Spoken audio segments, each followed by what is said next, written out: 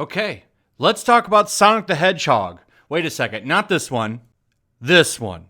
So if you didn't know, this movie was announced, I think, a year ago. They played a trailer, the very famous trailer with the design I just showed you, and it was disastrous. Everybody was making fun of it because, let's be honest, that doesn't look like Sonic the Hedgehog. So what did they do? Well, the studio actually did something that, I'm not used to seeing after covering Hollywood and entertainment for the past couple of years. They actually took the movie back, redesigned Sonic, and they really did this, honestly, so, they could please fans and make money. But the key word in there is they wanted to please fans. And I think that good faith goes a long way. It definitely got me to go see the movie because I didn't. So here's a really good example. I didn't go see Detective Pikachu in theaters. I waited for it to come out. And I honestly probably would have waited for this movie to come out because, it's not really something that I would have rushed to go see. Even though I love Sonic, I was more of a Sega kid than a Nintendo kid, and I have a big love for the character. He's just been fun. I mean, it was the character with attitude. If you remember that whole 16-bit war, you know what I'm talking about. And if you loved the character like I did when you were growing up, or even recently, because I know the character is still relevant, maybe not as much as he used to be, but he still has a pretty active fan base.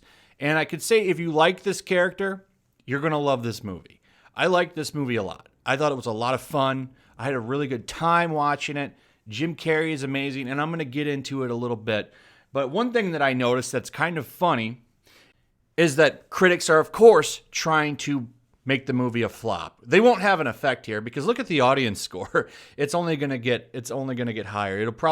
I bet you it'll end up around 85%, and the critic tomato meter is going to go down. So here's the thing. Birds of Prey came out last weekend. It was a tremendous flop.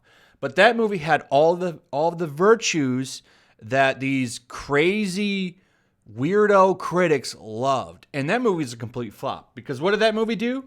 It got woke and went broke. So because of that, critics are mad. They're furious. This movie's coming out. This movie is going to slam Birds of Prey into the toilet and flush it. And that's where Birds of Prey deserves to go because Birds of Prey decided to run on agenda and woke politics for an entire year. What did Sonic the Hedgehog do? They listened to fans and decided to make the movie better to please fans of the character, which critics hate. They hate that. Weirdo journalists and critics want Hollywood to spit on you. And because the studio decided to do the right thing and make the character that fans love, they're furious. And predictably, of course, they're giving it really bad ratings. Don't listen to them. These people are childless weirdos.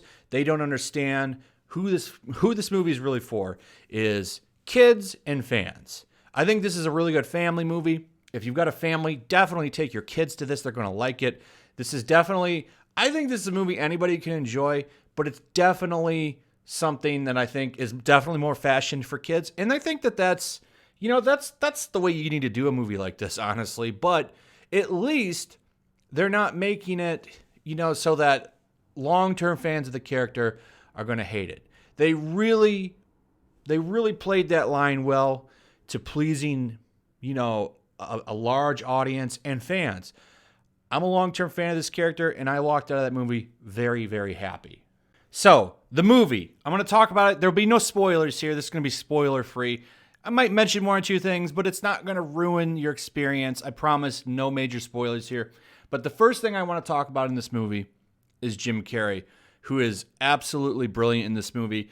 It reminds me of how he used to be back when he did a lot of physical comedy, back when he was doing movies like Batman Forever, Ace Ventura. He's in top form here. I don't think I've seen him do a movie like this since Kick-Ass 2, which he doesn't even really, he did some weirdo stuff with that movie, but he was really good in that movie.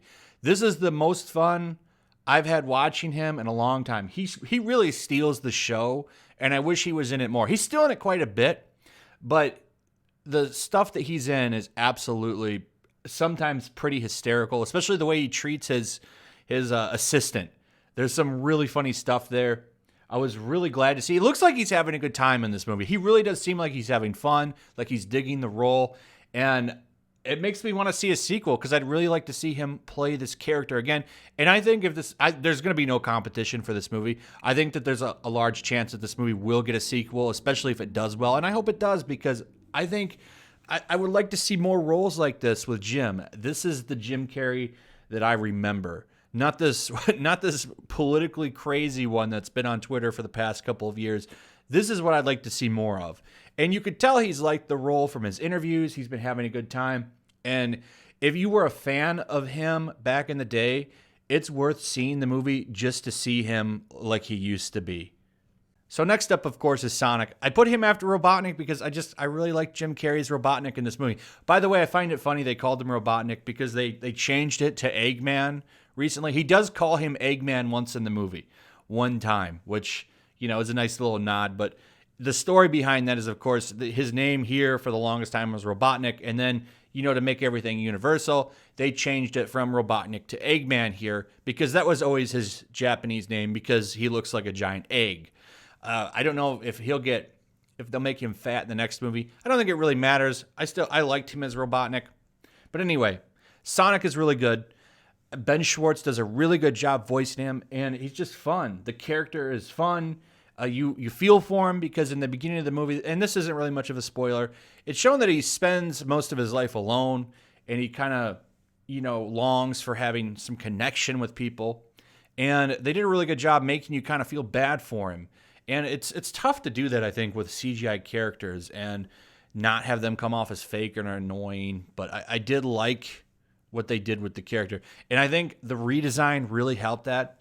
I don't think you would have really cared for that old, weird, alien-looking Sonic that they did. I don't know who decided that. But Sonic's really good in it. He's really fun. Ben Schwartz did a really good job voicing him. And I think you'll like him. Next up is James Marsden, who played Cyclops in the X-Men movies. I didn't even know that until just the other day when I was looking at this movie a little bit. But yeah, he played Cyclops. Hard to tell because, he doesn't have that visor on his face. But that's him. So he plays Tom Wachowski. And this guy is pretty much the character that Sonic plays off of. And he does a really good job. He's very likable. I liked Jim Carrey a little bit more, but he still does a really good job. He's actually does some really funny stuff in the movie, and it's surprising. You don't know what to expect when you go see this movie, and I think he did a really good job. Not quite as the breakout role as Robotnik was, but he's pretty funny. Him and Sonic have pretty good chemistry, which is crazy. That's crazy considering that it's a CGI character, but he was fun in it. He did a fine job. And that's good. If they were bad together, this movie would have been a disaster. But it works. He does a really good job. And I imagine, working with a character that's not there has got to be tough. But he pulls it off really well. Overall, I really like this movie. I think if you're a fan of this character, you're going to walk away happy. They treat the character really nicely. There's a lot of special nods to longtime fans.